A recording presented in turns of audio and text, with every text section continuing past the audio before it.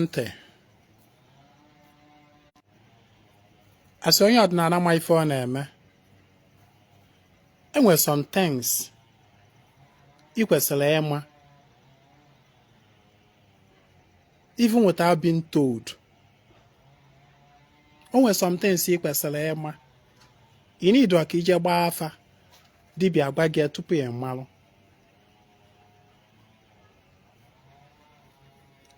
Ana m ekwube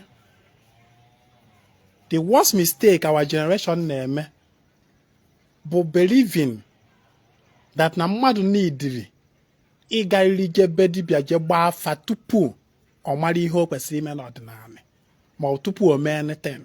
Somebody chattered m today na-asị m tupu anyị eme anything na ekwesịrị ka a gbaa afa. Onye gbara gị dịka ife a? Onye gbara gị na-ekwesịrị ka a gbaa afa tupu anyị eme anything?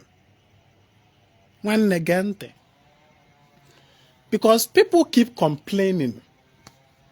Ife na-eme ada aga aga, Ezinwa business ada aga aga, ụzọ niile mkpọchi, no favor, no this, no this, no that, no nke nwan. A na-akọ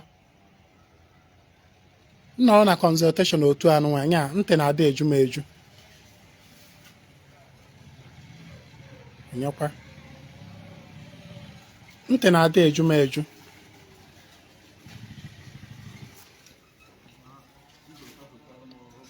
No. Na aka m bịakwa n'ụwa.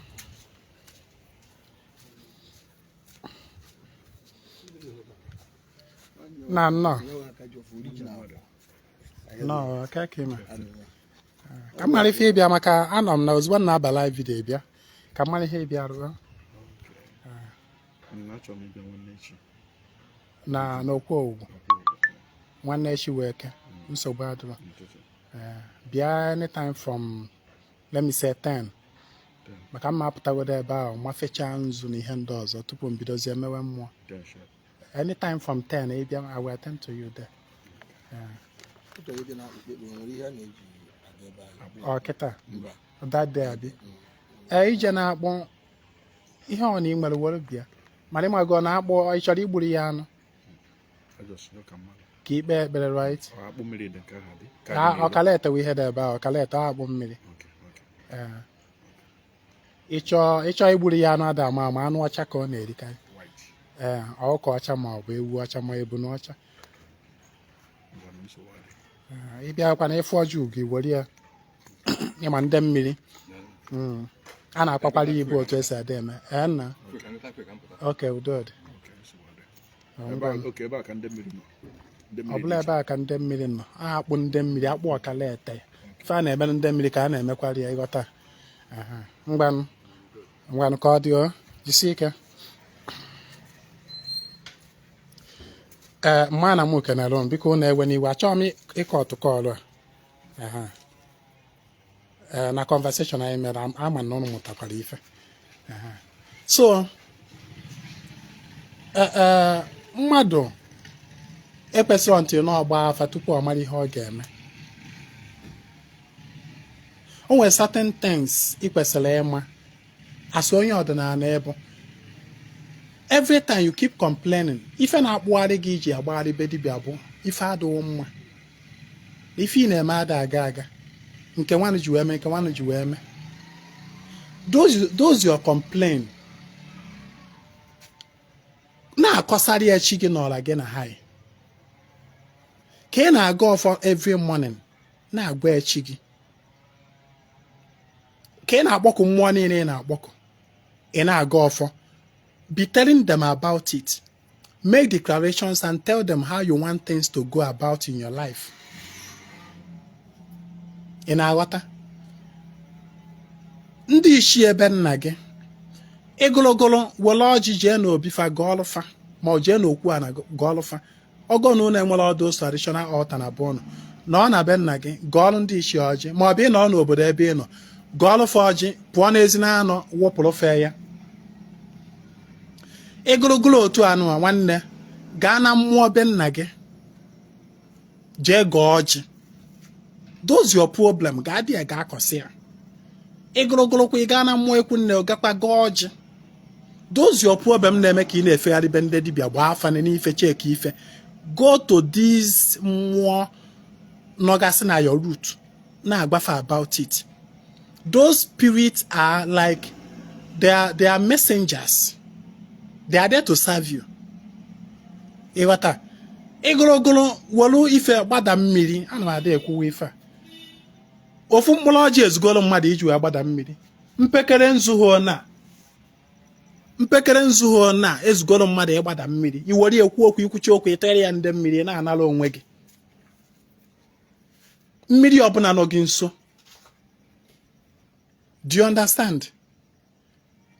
Sometimes like this pụta n'iru anyanwụ were ọjị kwuo okwu ikwucha waa ya jee wepụ ya n'ezi nwanne na-emegasị all these things. ị kwesịrị ịma certain things at your fingertip. ị lala ụlọ n'abalị lụọ nlọdụ anya iteta n'ụtụtụ chọrọ akpa were wee kwubie okwu na anya bụ nlọ pịawa anya bụ akpa ahụ chere aja gado ya gbagharịdewe. The more you keep running from dibia to dibia, the more your confusion increase. Iruo a na-agba gị things that are not necessary ị na-eme. Agba m gị na ọ bụrụ ife ị na-edibia gbaa n'afa ka mmadụ kwesịrị ide eme. You understand what I'm saying? Ama m na ife na-ebugharị gị bụ nsogbu. Ezinwa na okwu akpa abịa agba gị ozi na-abịa ezi na social media. Asụọ gị gbalụ bịawalụ m n'inbox asụọ gị bịawa ka m gbawalụ gị afa ka m lụbalụ gị ọrụ ka ibinye m ego. Ọ bụrụ ife na-agba gị ihe a na-agba gị things you can be doing yourself without coming to me, without going to any dibia.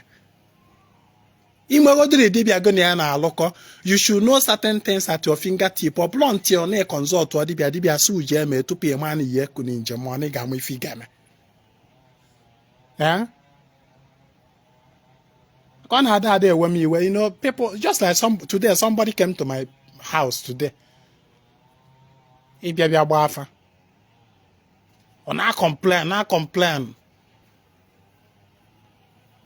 Mgbafa mmụọ be na ma mmụọ ikwu nne ya. Onwe ha nke o medoro emedo. Ọ sị m na o tee n'aka ya mewere ọdịnala. O tee n'aka imewere ọdịnala, but ijeru bụ na mmụọ be na oje wa ọjị. Ijeru bụ na mmụọ ikwu nne oje wa ọjị ka gụ na ya takọ. Ise nni na-eme ọdịnala. Ife ị na-eme dọrọ gị anya. Then why are you running around complaining? Ị mara ụzọ mmụọ be nna ma na-eme ụzọ be dibịa niile nọ n'ala Igbo. Ị mara ụzọ mmụọ ikwu nne ma na-eme ụzọ be dibịa niile nọ n'ala Igbo. Dibịa ọ na-akụrụ kpololo m na social media gbaso ya gbaa afa n'ife cheki ife. Na ike ndị mmadụ gwụrụ m. Mmiri village gị ị maha ụzọ esi agbado ya. Mana ịma be dibịa niile nọ n'ala Igbo. Dibịa ọ na-fegara gị n'akụkụ ifeso eke ijiji gbaa afa n'ife cheki ife. Kpata na ụfọdụ ndị ya abịa ebe onye a na-asị o jiwa na fa alụketa n'ọrụ mmụọ o jiwa bụ n'ọrụ mmiri ugboro 100 o jiwa bụ na ka ekwe ọzọ a na-ada ekwukwa especially ụmụ ife ọrụ mmiri iru n'ọrụ mmiri ugboro 100 mana ịmahọ 1 2 3 4 items ị nwere ike iji wee je na mmiri jekwuo okwu. Some people will be coming to me in boss Ezinwa, please I want to visit water. Tell me what I should go with and tell me what to say. Mgba gị ife ị ga-ejije agbakwuo gị ife ị ga-ekwu ma iruo. Njuzie such a person ị ganugo ọrụ mmiri before.